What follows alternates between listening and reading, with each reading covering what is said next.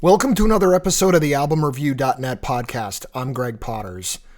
For today's episode, number 91, we will be covering an album we previously did a review for back in 2021. Many consider this album among those that are in the Hall of Fame. Well, in all fairness, this band was inducted into the Rock and Roll Hall of Fame in 2019, and I am very proud to say, as a father, I took my son to see this band for his very first concert experience. So he gets to tell his grandkids decades from now that his dad was cool and took him to this. The year was 1997, not when I took him to the concert, but when the album came out. And this band had experienced some minor commercial success. I would say reasonable commercial success with their first two albums, Pablo, Honey, and The Bends. But this album, have you figured it out yet? This album would change the entire landscape of music. Yes, I know I say that a lot on this podcast, but keep listening. You will see. So, as a New Englander born and bred, the album cover of Radiohead's third studio release, OK Computer, features a photograph of a highway interchange in nearby Hartford, Connecticut, specifically the junction of Interstate 84 and 91. The image captured during the band's 1996 tour was heavily edited to convey a sense of urban, really overstimulation and the rapid pace of modern life. And these themes are really what are very rampant on the album. The cover was part of a visual diary created alongside the recording sessions, combining stark architecture with abstract elements to really bring out both familiarity and unease. Today, the interchange itself is notable not only for its connection to the album, but also because it's slated for redevelopment, adding a layer of historical significance to the image. Yeah, I bet you could use a cool one, huh? Now you're talking. So whether you're Clark W. Griswold or not, sit back with your cool one or just Cousin Eddie's floater and enjoy episode 91, our review of Radiohead's 1997 masterpiece, OK Computer. This is an updated re-release of this with musical clips. So let's do this.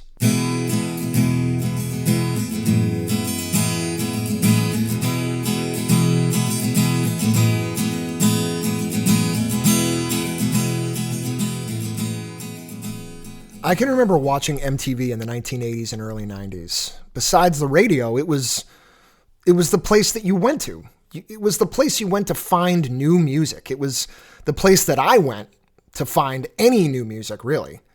Aside from the radio, the only other place that I really became turned on to new music was to go to the record store and sift through hundreds of records and tapes and CDs, usually making purchases based off the album's cover art. It was really that simple.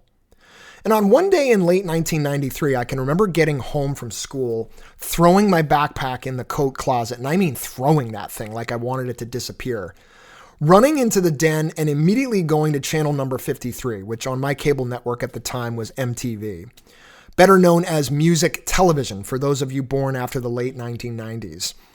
By 1993, the grunge scene had really cemented its place as the most successful running rock genre for the time, and I was very much into this scene. But can remember by 93 also growing a little tired of some of the copycat bands that were appearing. As I turned on MTV that day, the VJ was introducing a video by a new band out of the UK called Radiohead. The song was Creep. Okay, so I was up for some new music. I had a fond memory of hearing the opening riff and then the opening verse and chorus and pointing the beat-up JVC remote control at the TV and changing the channel while saying out loud, "No thanks."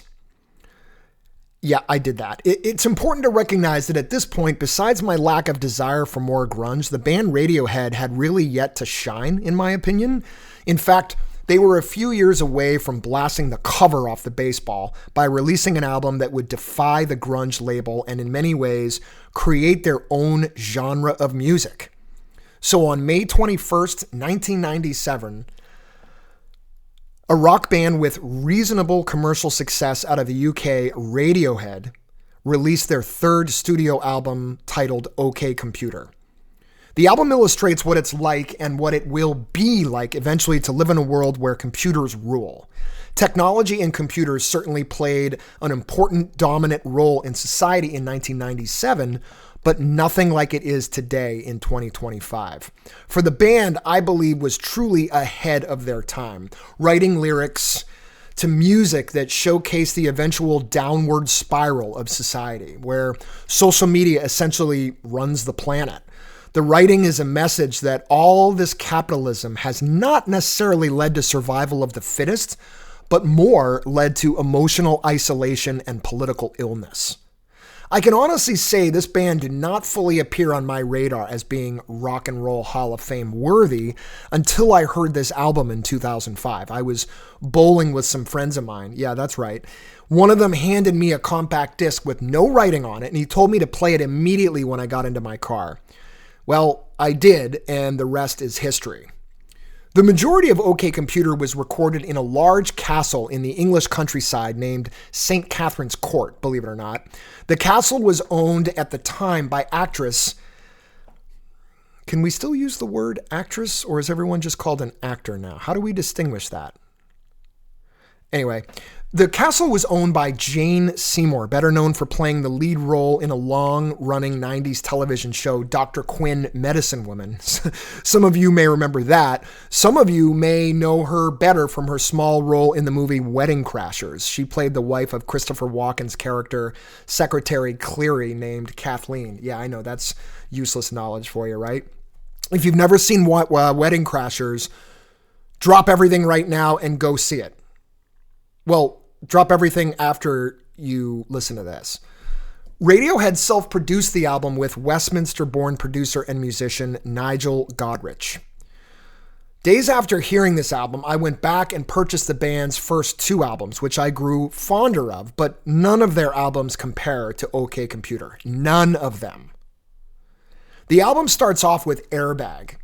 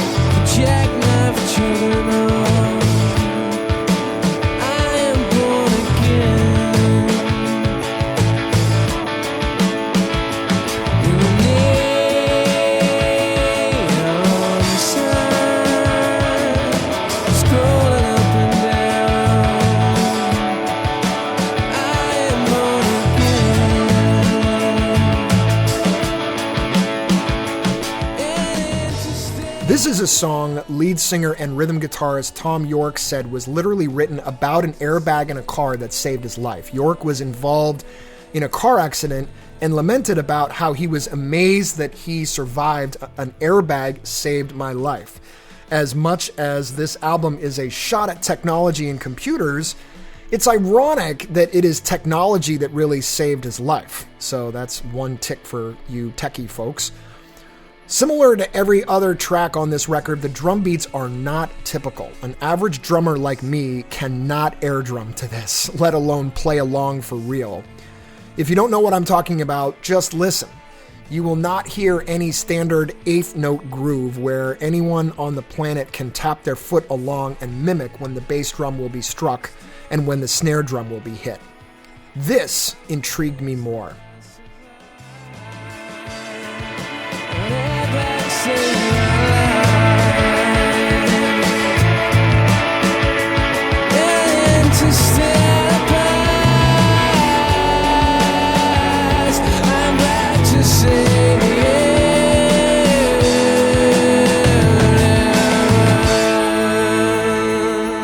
Paranoid Android is the second track. This song was the first single released from the album.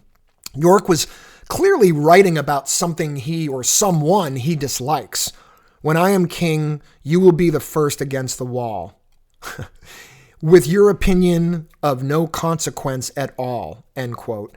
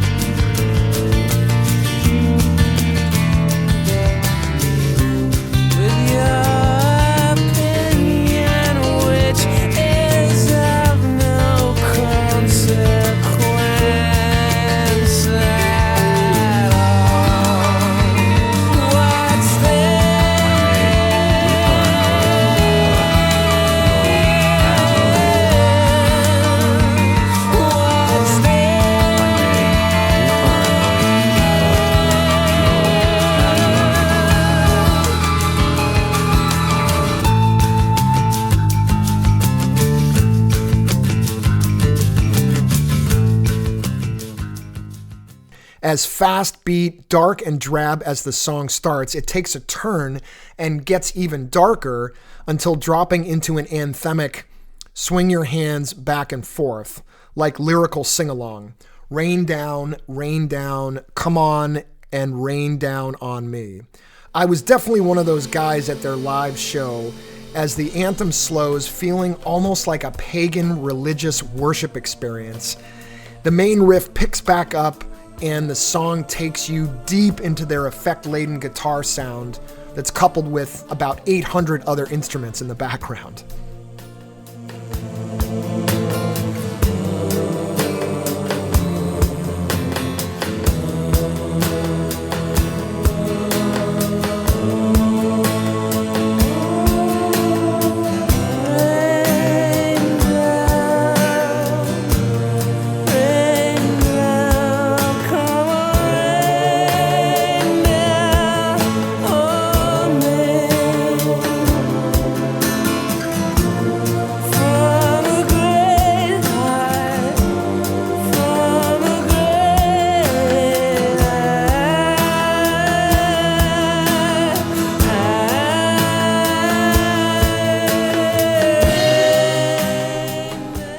So I think Subterranean Homesick Alien is the song that made me stop and go, wow.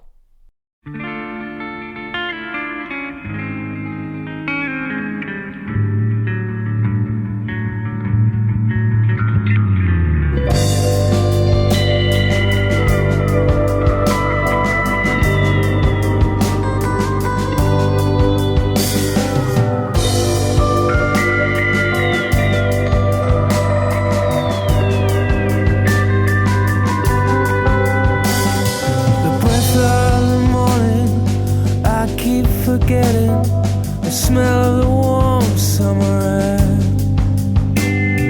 I live in a town where you can't smell a thing. You watch your feet for cracks in the pavement.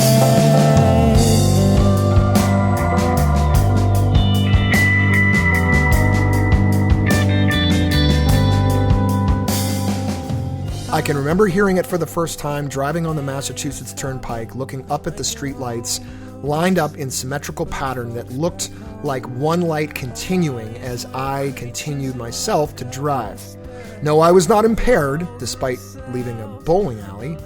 This album just makes me feel like I am. This song feels like the soundtrack to your life if you were to ever be abducted by aliens. But instead of a dark feeling, a strange, overwhelming sensation of peace overcomes you.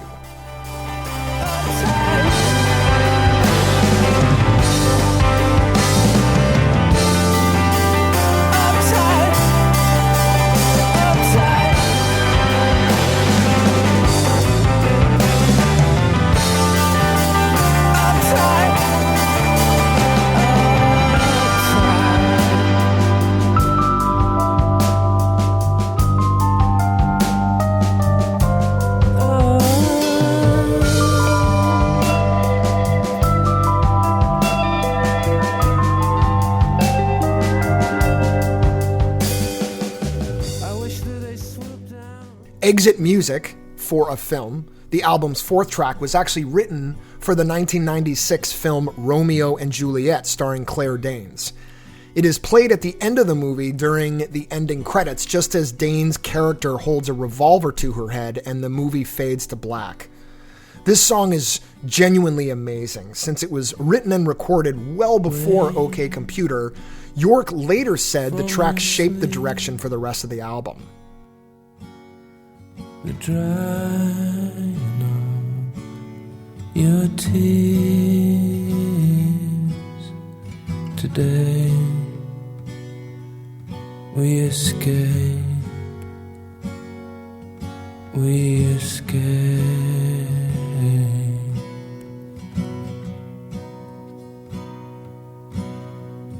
Pack and get dressed before your father hears us, before all hell breaks loose. If the record's first four tracks don't grab you, well, try listening to Let Down. Although the writing continues to follow more of a depressing narrative, the music is exceptional.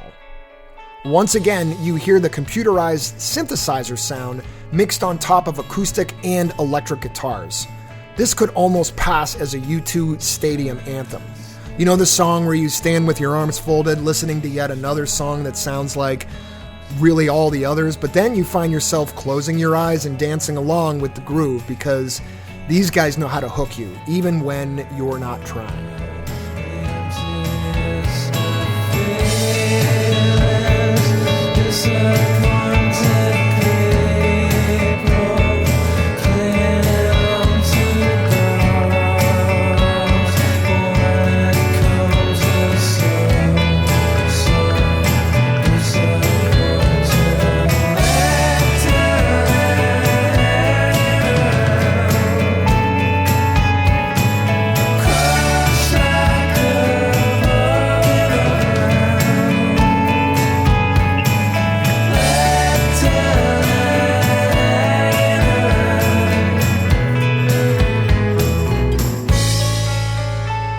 Karma Police, arguably the album's most popular track by die-hard Radiohead fans, presents that Mike Tyson-esque knockout punch that finally turns the lights out. This is usually the band's closing number in many of their live performances.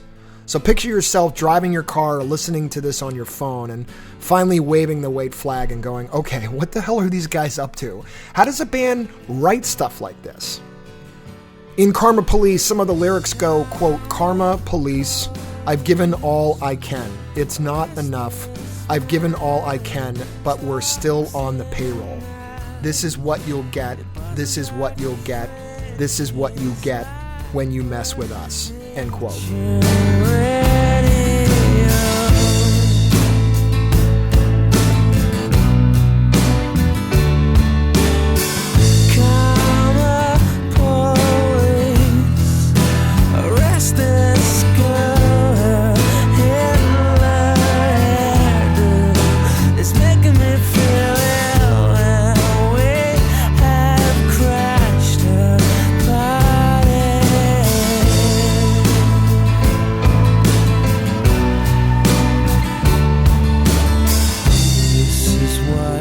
you'll get.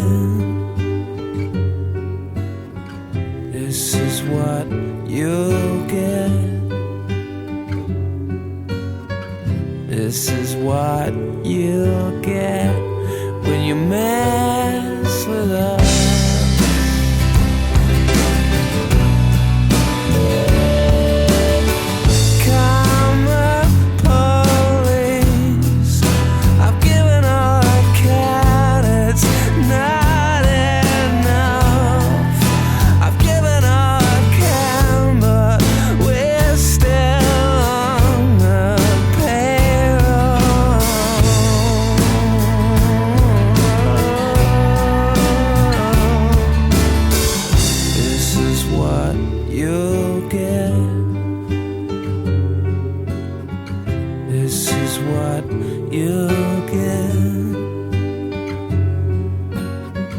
This is what you'll get when you mess with us.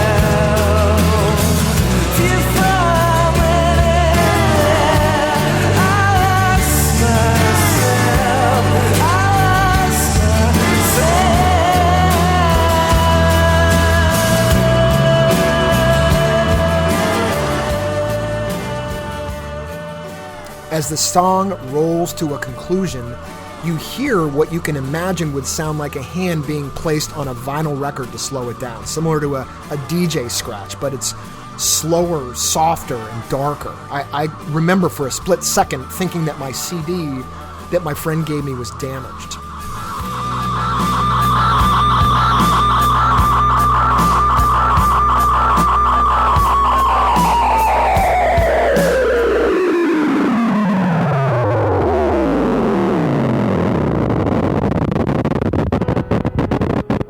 Another track, Fitter Happier, takes a gigantic left turn, even as if the album hasn't done that already. It takes a gigantic left turn by playing what mimics a robotic-sounding voice from the 1980s or 90s computers when technology was being developed, enabling them to sound as if they were talking to you. Fitter Happier, as strange as it is not so much a song, but more of a checklist of how to better yourself in the way society encourages. However, these ways also can restrain you and complicate your life. It's an endless cycle in many ways. The ultimate message, I believe, is that you lose your truth of self when you are in search of someone else's goals. Skipping ahead a bit, forgive me, the album presents additional punches with No Surprise, Lucky, and The Tourist. These three tracks are quite arguably the album's strongest. I would debate the first four are up there with some of the band's greatest, but this is what is so great about OK Computer. Not that it's too important, but I think relevant to mention. Rolling Stone magazine listed OK Computer at number 42 on the top 500 greatest albums of all time. Now that might have changed in the last hour because I feel like they do that a lot. If you have some doubts about this list, look it up for yourself. Although some of the albums I enjoy more than others with higher rankings, I think Rolling Stone does a reasonable job at describing why each album is ranked where they are. When you look at the diversity of many of these albums, it's impressive to me to see an album by a 90s UK rock band to be among greats such as David Bowie, Dr. Dre, Joni Mitchell, Wu-Tang Clan. the Beatles and Miles Davis even. So I give Rolling Stone credit for not simply including just rock albums from the same genre and decade on this list. Either way, yes, music is about interpretation, and I am hoping you do not interpret this review as a cry for more rock and roll. As much as rock music has shaped my life, I am more attracted to the way music affects the individual, regardless of genre. It's about how it moves you, right? Rather than coming in first place or 47th place. I kind of get it now why the members of Radiohead were a no-show at their Rock and Roll Hall of Fame induction ceremony in 2019. For them, it was never about the fame or the fortune. Kind of makes it a little bit cooler if you ask me. I went back and listened to the band's first two albums in greater detail. They are both influential and fantastic, but there is something quite different about OK Computer that I think really changed the face of music, both popular music and alternative independent music. Their constant innovation puts this album and the band atop my list for one of the best bands to come out of the 1990s.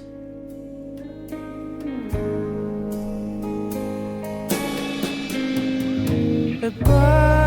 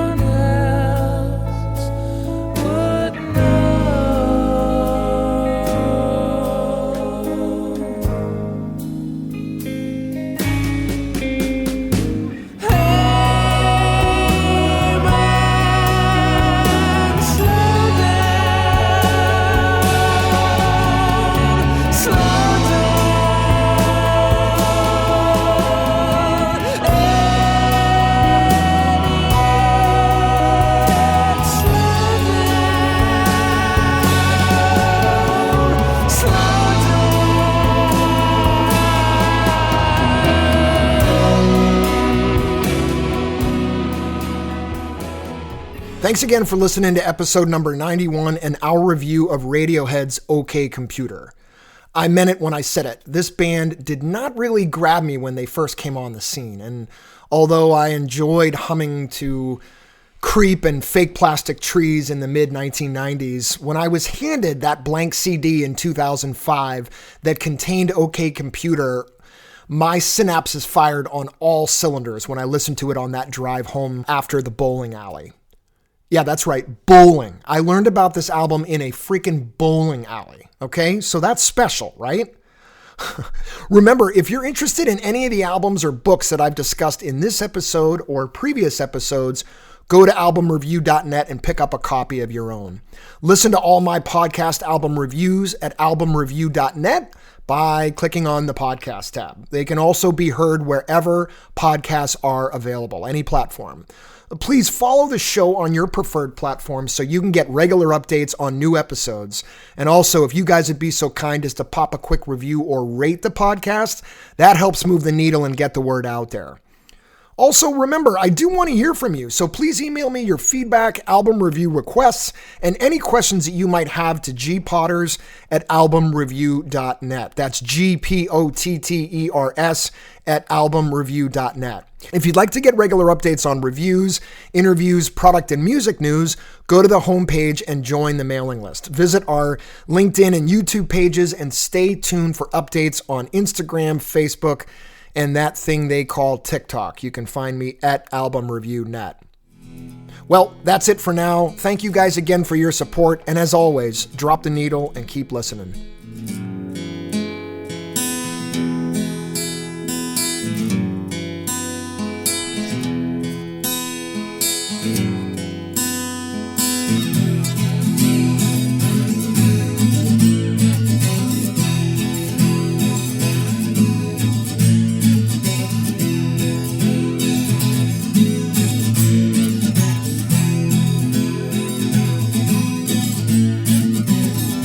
a trip down by the highway.